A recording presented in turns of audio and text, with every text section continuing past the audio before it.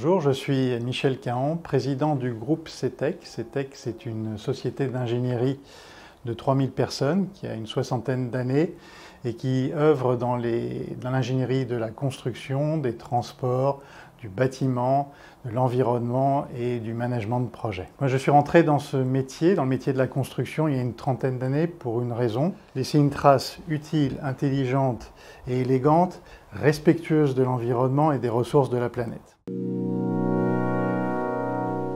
Il y a 2 ans, à l'occasion de l'anniversaire des 60 ans de CETEC, de poser la question à nos collaborateurs ce qui était important pour eux et comment ils voyaient l'évolution de la maison CETEC d'ici 2030.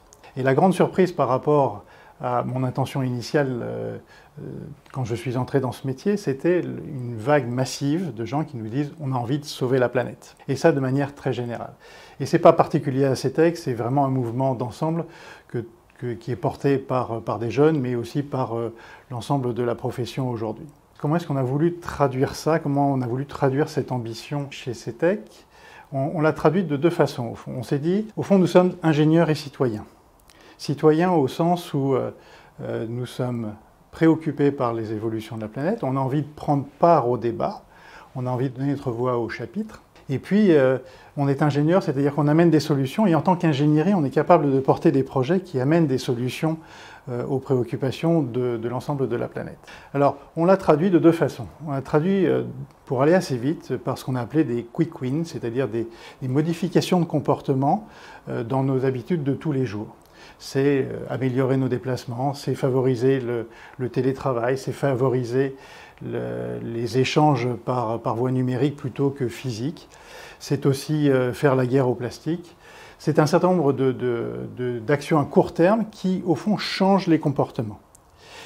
L'impact sur le monde est assez faible, au fond, parce que nous sommes petits, nous ne sommes que 3000, mais l'impact sur le comportement des uns et des autres est assez fondamental. Et puis il y a ce qu'on a appelé les défis, qui sont les vrais sujets. C'est-à-dire que, du point de vue de l'ingénierie, notre véritable action pour la planète, elle est au travers de nos projets. On a fait un bref calcul qui dit que l'impact sur les gaz à effet de serre, par exemple, qui sont un des sujets qu'on regarde, et l'impact sur les gaz à effet de serre de nos projets sont à peu près 100 à 1000 fois supérieurs à l'impact de notre activité. Je me déplace, je travaille au bureau, je vais sur le chantier, ça c'est notre activité. Eh bien cette activité-là, c'est 1000 fois moins en termes d'impact que les projets qu'on conçoit. Et quand on dit concevoir un projet, c'est le concevoir, le faire réaliser, le maintenir et puis le démanteler si nécessaire en fin de vie du projet. Et il y a 3 grands défis qu'on a mis en œuvre, qu'on est en train de mettre en œuvre en fait. C'est notre impact sur les transports et la mobilité décarbonée en particulier. C'est notre impact sur sur les modalités de construction. C'est en particulier l'impact carbone et la construction bas carbone, et puis l'analyse du cycle de vie de nos ouvrages. Et puis, au niveau des territoires, c'est aussi la résilience des territoires face au changement climatique et ce que l'ingénierie peut apporter pour que les territoires, les villes, soient plus résilientes face à des événements, des crises majeures. Ça, c'est au fond le cœur de notre business. L'ingénierie peut apporter énormément de choses à l'ensemble de ces 3 défis que je viens de citer. Et en plus de ça, il y a une action qui a été poussée par les collaborateurs de CETEC, qui est de dire il y a ce qu'on peut faire au titre de l'ingénierie et puis il y a ce qu'on a envie de supporter, de soutenir au travers de financement de projets. Et on a créé une fondation pour faire tout ce qu'on peut financer, en fait, tout ce qui n'est pas du ressort de l'ingénierie ou du ressort de l'ingénierie sous des contrats économiques. Dans le monde de la construction, on a cherché à commencer par des choses qui étaient facilement accessibles. C'est l'analyse carbone ou l'analyse des gaz à effet de serre dans le cycle de la conception, construction, exploitation des bâtiments. Dans nos défis, on regarde la conception bas carbone, qui s'appuie d'abord sur le choix des matériaux. Et il faut bien comprendre que dans le monde de l'ingénierie, et ça c'est un peu une de nos frustrations, c'est que nous ne sommes qu'un des éléments, nous sommes qu'un des acteurs de la chaîne de la construction. Vous avez la maîtrise d'ouvrage, l'ingénierie qui conçoit, le constructeur qui réalise, et puis il y a l'exploitant qui fait vivre le bâtiment, et éventuellement en fin de vie du bâtiment, on démantèle, fin de vie du bâtiment ou de l'infrastructure, on démantèle le bâtiment ou l'infrastructure. Au titre de l'ingénierie, nous avons un devoir de conseil pour proposer aux décideurs, aux maîtres d'ouvrage en particulier, des choix qui sont pertinents et qui sont vertueux, même parfois peut-être un peu plus cher, pas forcément beaucoup plus cher, mais pour lequel le maître d'ouvrage doit réaliser un choix.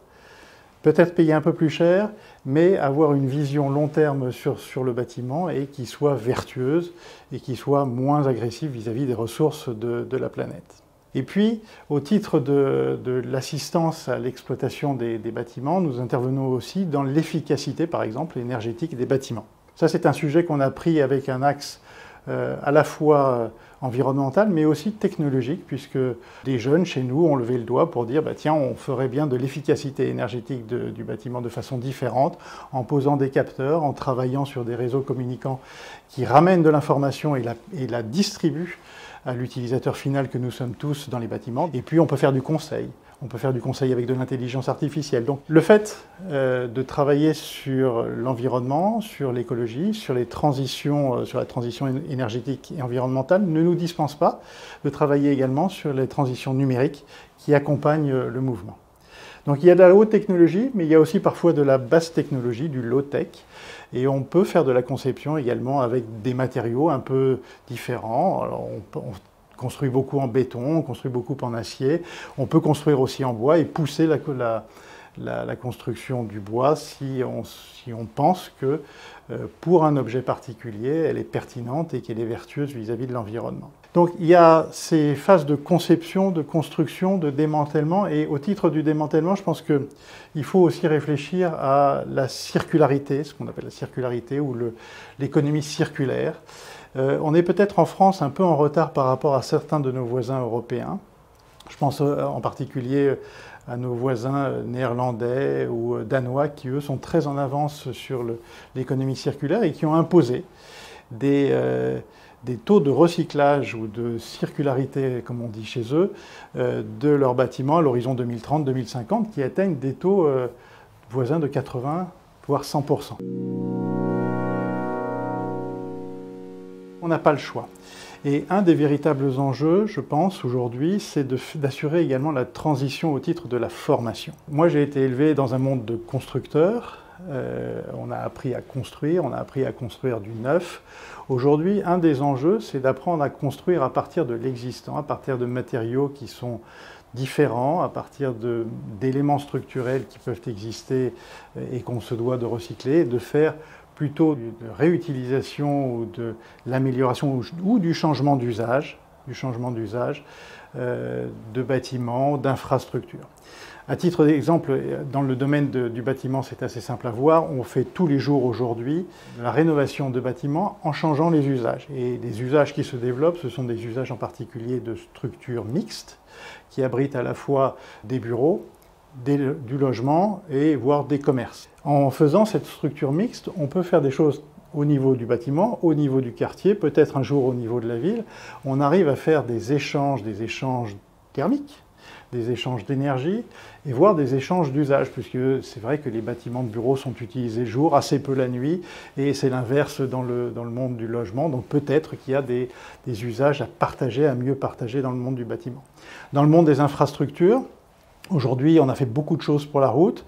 On a construit massivement ensuite des lignes ferroviaires.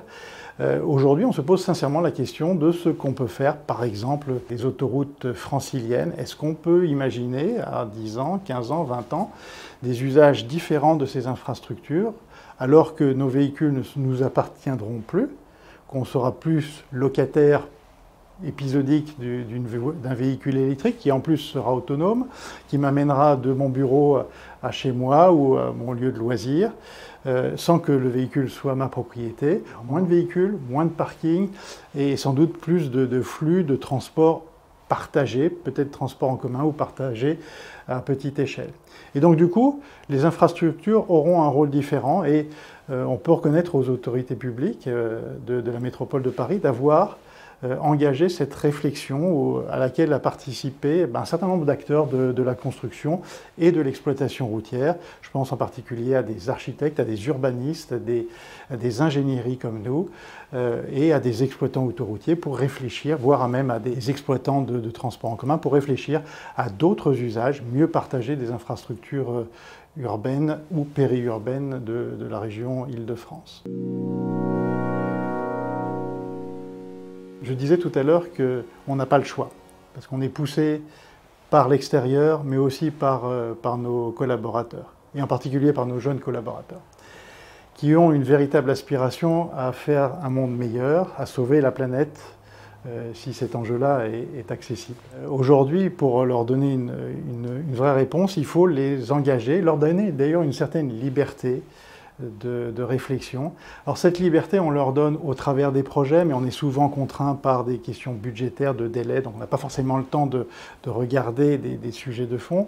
Donc on leur donne du temps, et on a depuis 7 ou 8 ans maintenant mis en place ce qu'on appelle des labs, des CETEC Labs, qui sont du temps qu'on donne à nos collaborateurs pour explorer un certain nombre de sujets.